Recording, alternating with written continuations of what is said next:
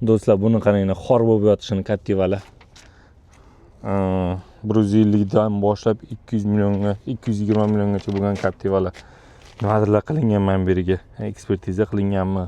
Mana bu yerdan qarang, yoki kley yopishtirilganmi? Через majburiy ijro olib qo'ygan bo'lsa kerak.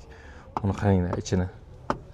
Xor bo'lib yotibdi-da, mana egasi olgan egasi chexol taqib yaxshi tursin deb chexollar taqib qo'ygan ekan.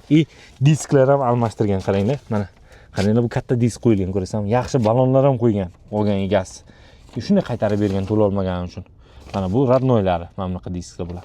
Mana qaranglar, katta disk qo'yilgan. Xor bo'lib yotibdi bechora mashina. Kreditga olib qaytarib puli to'lanmagan mashina. Mana bu yerda spiskasi bor. 100 qancha, 150 mi? 160 milliondan 200 qanchagacha. Mana shu yerda Captiva'lar xor bo'lib yotibdi bechoralar. Nimaga kreditga olib keyin to'lamaydi?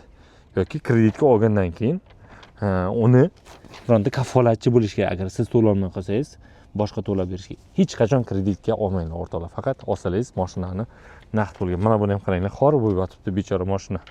Bu yerda ham mana koja salondagi bu yopiq ekan. Tak, mana buni qaranglar. Chexol taqib bergan egasi. Lekin ichi rasvo bo'libdi.